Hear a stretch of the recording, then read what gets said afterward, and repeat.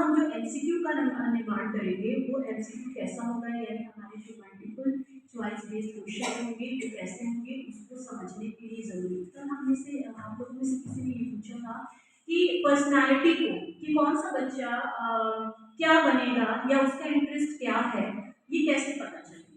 तो देखिए, किसी भी पर्सनालिटी होती है, समटाइम्स जैसे कि अब अफ्रीकन कोई है या साउथ इंडियन का हो गया, बहुत डार्क होते हैं, लेकिन बहुत ही समटाइम्स उनको सुनो इंटेलेक्चुअल प्लेटफॉर्म पे तो बहुत इंटरेस्टिंग लगती है, वहाँ कोई शक्ल नहीं मैटर करती है, ठीक है।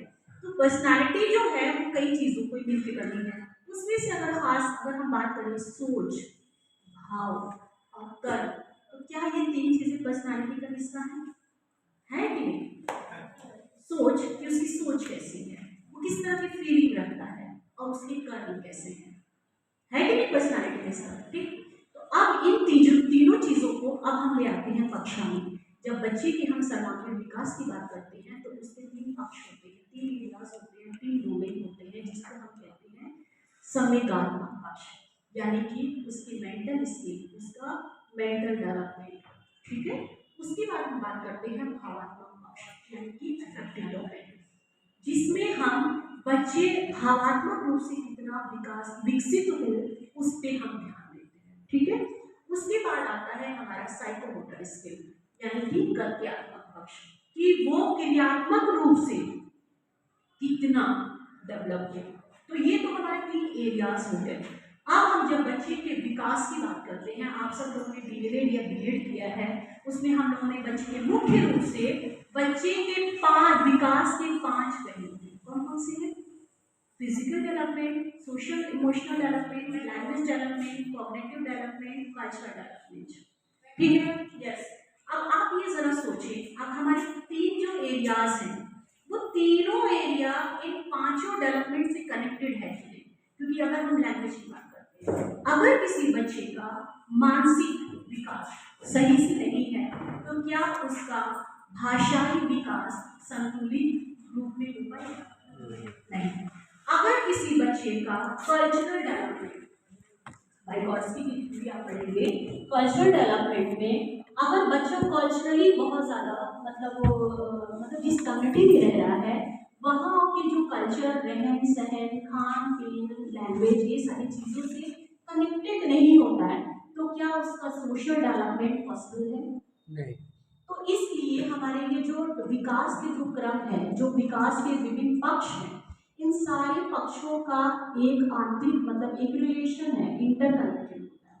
तो हमारा जो ब्रॉडर जो हम एरिया, तीन एरिया होते हैं हमारी पर्सनालिटी की, होता है संवेगात्मक, भावात्मक, क्रियात्मक, ये तीन है, और इन्हीं तीनों को हम सर्वांगीण विकास के अंदर देखते हैं। यानी जब हम तीन पक्षों को ध्यान में रख रहे हैं तो इन्हीं तीनों पे जब ध्यान देंगे तो बच्चे का पूरा सर्वांगीण विकास होगा। बच्चे का सोशल डेवलपमेंट, बच्चे का इमोशनल डेवलपमेंट, बच्चे का कॉग्निटिव डेवलपमेंट, बच्चे का लैंग्वेज डेवलपमेंट, बच्चे का कल्चरल डेवलपमेंट, ये सारी चीज़ें ऑटोमेटिकली जब हम इन चीज़ों पे ध्यान देंगे तो वो होता रहेगा, ठीक है। तो जब हम कक्षा में जा रहे हैं, मैंने ये कहा था कि हम कोई भी कंटेंट पढ़ाते हैं उससे हमें बच्चे के सभी तरीके के विकास के पहलुओं को ध्यान देना है। अब जैसे कल मैंने आप लोगों को टास्क दे दिया था कि आप लोग 3 ऐसे क्वेश्चन बनाइए जिससे बच्चे के विकास के इन तीनों एरियाज को हम जज कर सकें, मतलब चेक कर सकें, ठीक है। तो अब जैसे मैं पिछले बैच में भी कविता का भी एग्जाम्पल लेती हूँ, इसलिए क्योंकि हमारे पास कोई कंटेंट नहीं है और सब अलग अलग स्कूलों से आए हैं, अलग अलग कक्षाओं के हैं, तो एक कॉमन कंटेंट लेकर हम उस पर ही चर्चा करें तो सबकी समझ बनती है। तो मैं इससे पहले भी इस कविता को बहुत बार इस्तेमाल की, मुझे नहीं पता कि ये कविता किसी कक्षा में है या नहीं है और किस कक्षा में पढ़ाई जाती है, लेकिन मुझे लगता है सब लोग इससे फैमिलियर होंगे। मछली जल की रानी है, जीवन उसका पानी है, हाथ लगा होना चाहिए, बाहर निकालना चाहिए। तो जब सितंबर और अक्टूबर में आई थी तो आप लोगों का शिक्षक कुछ नवाचार से संबंधित शिक्षक मेला कुछ इस तरह का चल रहा था, वर्कशॉप या कुछ था ना, उसी टाइम पे हमारे डीओ ऑफिस में मुझे एज ए रिसोर्स पर्सन बुलाया गया था, जितने block level educational officers and principles थे उनकी ट्रेनिंग के लिए लर्निंग आउटकम पे। तो वहाँ पे एक डीओ ने मुझसे ये क्वेश्चन किया कि नवाचार इसमें क्या है, मछली जब किनारे है, जीवन उसका पानी हाथ लगाओ बच जाएगी। भाई हम भी अपने नाना नानी से सुनते आए, हमने भी सुना है, हम अपने बच्चों को भी सुनाए हैं, आज भी कक्षाओं में बताया जा रहा है, तो इसमें नवाचार क्या है?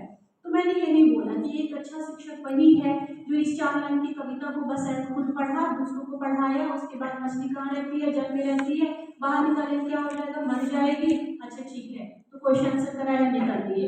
लेकिन एक टीचर, एक अच्छा टीचर जो ज्यादा संवेदनशील है अपने शिक्षक होने के प्रति, अपनी भूमिका के प्रति, वो इस कविता के माध्यम से बच्चे के सर्वांगीण विकास को के लिए अवसर ढूंढ सकता है। कैसे?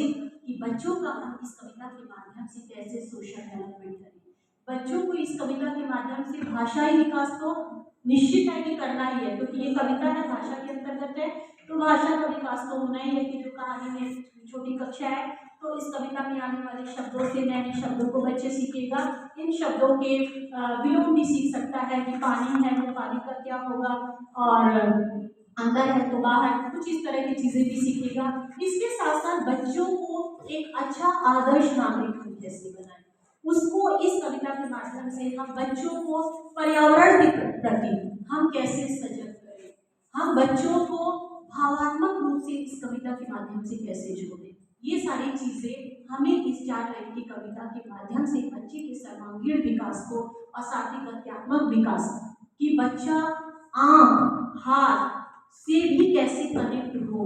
एक शिक्षक होने के नाते हमें ये सोचना है कि इस 4 लाइन की कविता से हम बच्चे के सर्वांगीण विकास को कैसे कर सकते हैं। आप लोग सोचिए, अलग अलग